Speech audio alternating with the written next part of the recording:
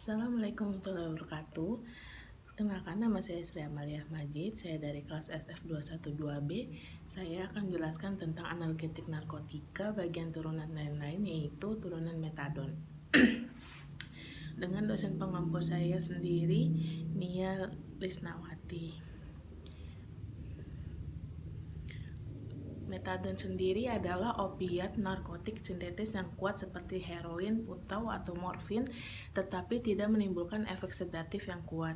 Metadon biasa disediakan pada program terapi rumahan metadon atau yang disingkat menjadi PTRM, yaitu program mengalihkan pengguna heroin pada obat lain yang lebih aman.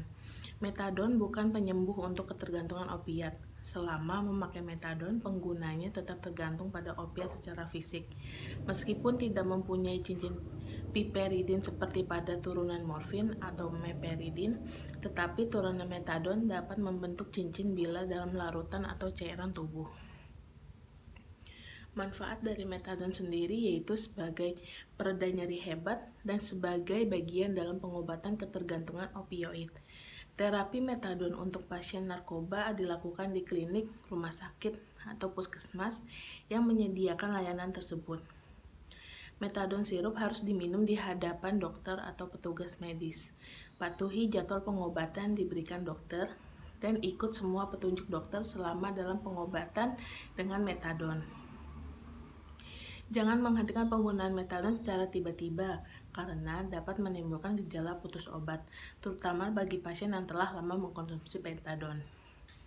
Metadon sirup dapat dikonsumsi sebelum atau setelah makan. Namun, jika obat ini menyebabkan mual atau sakit mah, minumlah bersamaan dengan makanan atau susu. Metadon hanya digunakan untuk terapi pengobatan jangka pendek dan penggunanya harus diawasi dengan ketat oleh dokter. Jangan menambah atau mengurangi dosis, serta jangan menggunakan obat lebih lama dari waktu yang dianjurkan dokter. Bila lupa mengkonsumsi metadon, disarankan untuk segera mengkonsumsinya begitu teringat. Jika jeda dengan jadwal berikutnya belum terlalu dekat. Jika sudah dekat, abaikan dan jangan menggandakan dosis. Dosis dan aturan pakai metadon. Pertama, untuk pereda nyeri, dosisnya adalah 2,5-10 mg diberikan setiap 6-8 jam. Yang kedua, untuk mengatasi ketergantungan terhadap nafza atau narkoba, dosis awal adalah 10-40 mg satu kali sehari. Jika diperlukan, dokter dapat memberikan tambahan dosis 5-10 mg hingga maksimal 30 mg. Program terapi rumahan metadon atau yang disingkat PTRM mempunyai dua tujuan, yaitu tujuan pertama untuk membantu pengguna berhenti penggunaan heroin diganti dengan takaran metadon yang dikurangi tahap demi tahap selama jangka waktu tertentu. Tujuan kedua, untuk mengurangi beberapa dampak buruk akibat penggunaan heroin secara suntikan. Interaksi metadon dengan obat lain.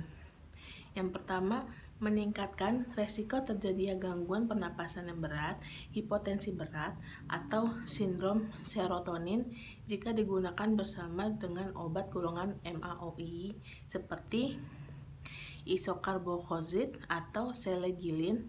Yang kedua, peningkatan resiko terjadinya aritmia jika digunakan bersama tacrolimus, siponimod, clozapine, haloperidol, levofloxacin, lithium, ondansetron, prokainamid, pimozid, atau norfloxacin.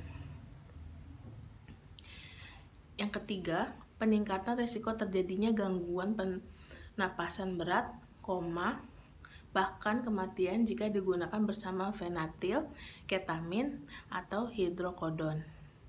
Yang keempat, peningkatan kadar metadon di dalam darah jika digunakan dengan itraconazole atau ketoconazole. Efek samping dari metadon sendiri yaitu sulit bernapas, halusinasi, pusing disertai ingin pingsan, kejang, sulit menelan, kantuk yang berat, Menstruasi yang tidak teratur. Uji identifikasi. Yang pertama, spektrum serapan inframerah zat yang didispersikan dalam kalium bromide P menunjukkan maksimum hanya pada bilangan gelombang yang sama seperti pada metadon hidroklorida.